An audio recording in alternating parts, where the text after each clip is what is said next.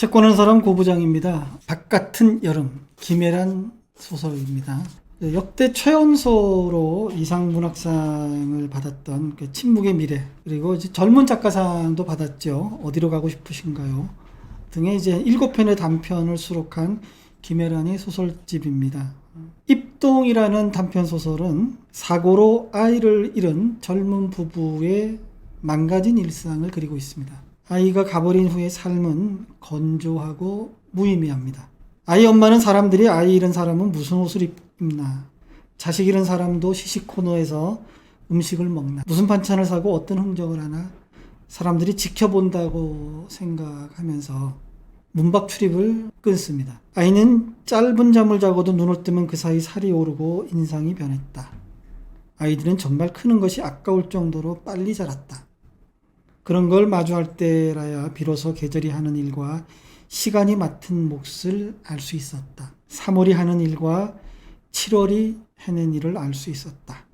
짤막한 문장이지만 굉장히 인상 깊은 문장이죠. 이런 식의 문장으로 소설을 쓰고 있습니다. 또 이런 문장도 있습니다. 아이와 함께하는 하루하루가 쌓여 계절이 되고 계절이 쌓여 인생이 된다는 것을 배웠다. 그렇게 평범한 사물과 풍경이 기적이고 사건임을 알았다. 아이의 흔적을 지우려 도배를 하다 발견한 탁자 및 벽에 쓰다만 아이의 이름을 발견하고는 아이를 잃은 상실을 다시금 깨닫는 엄마의 가슴 후비는 아픔도 그려내고 있습니다. 노찬성과 에반이라는 제목의 소설입니다. 고속도로 휴게소 근방에 살면서 휴게소 음식점에서 일하며 살고 있는 할머니와 손자의 집에 유기견이 들어와 사는 이야기를 그리고 있습니다.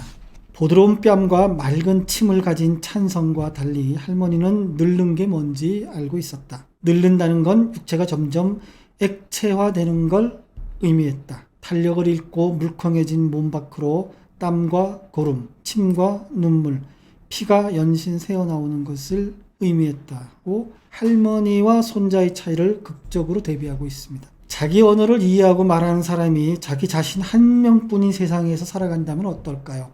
바로 그런 구도로 글을 쓴 것이 침묵의 미래라는 단편 소설입니다. 곧 멸종할 언어를 구사하는 사람들은 박물관에 가두어두고 관리하는 소수 언어 박물관이 바로 이 소설의 무대가 됩니다. 이곳에는 천여 개의 언어를 쓰는 천여 명의 화자가 해당 부족의 의상을 입고 살고 있습니다. 마치 동물원의 동물들, 박물관의 유물들처럼 살고 있는 것이죠. 중앙정부는 멸종위기에 처한 언어를 보호하고 경각심을 일깨우기 위해 박물관을 만들었다고 했으나 결과는 정반대였지요. 사람들은 잊어버리기 위해 예도했고 멸시하기 위해 지켜세웠고 죽여버리기 위해 기념했습니다. 보름에 한 번꼴로 하나의 언어가 사라져도 놀라는 사람은 없었습니다. 살아있는 사람들의 일과는 비슷했습니다.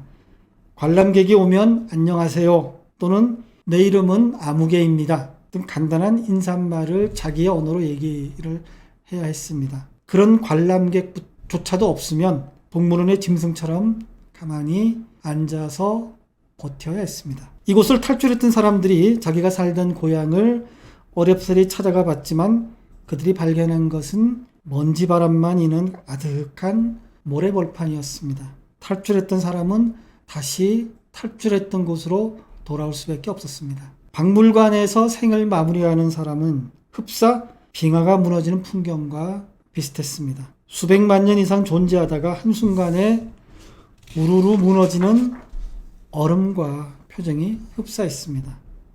고요하고 장엄했지만 세상에 아무런 반향도 일으키지 못하는 멸망을 목격하는 기분이었습니다. 이 책의 화자 역시 쓸쓸히 죽습니다. 죽어서도 박물관을 떠나지 못하고 주위를 돌고 있는 풍경은 쓸쓸하고 애잔합니다. 풍경의 쓸모는 지방대학 시간 강사 이야기입니다.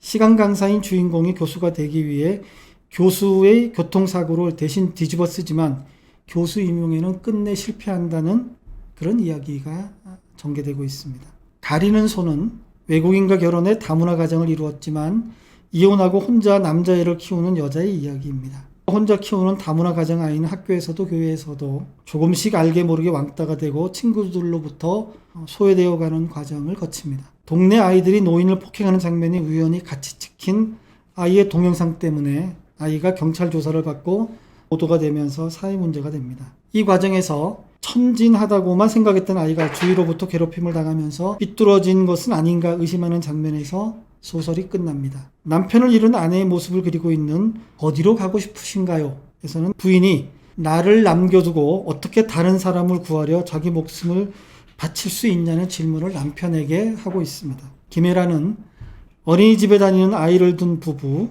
시간 강사, 다문화 가정의 모자, 학교 선생의 부인 등 우리 주변에서 흔히 볼 수 있는 사람들의 이야기를 하고 있습니다. 이들은 가장 사랑했던 사람과 소중한 대상을 잃습니다. 통학차에 유치원 다니던 아이를 잃고 가르치던 학생을 구하려다 교사였던 남편이 죽고 목숨같이 사랑하던 유기견이 죽습니다. 공무원 시험에 실패하고 부동산 컨설팅 회사에 다니는 남자와 경찰 공무원이 된 커플의 파경, 국가장에게 배신당한 지방대 시간 강사, 주위로부터 왕따당하는 아이를 둔 다문화 가정을 소재로 하고 있습니다. 김혜라는 평범했던 사람들이 불의의 사고를 겪고 난 후 이들의 삶과 생각이 어떻게 변해가는지를 아주 세심하고 자세하게 관찰하고 또 서술하고 있습니다. 보통 사람들의 일상은 평범하게 흘러갑니다. 김혜라는 이번 작품을 통해서 평범한 일상과 일생을 흔들 사건이 일어난 다음 달라진 일상을 대비해 보여주면서 삶이란 무엇인가를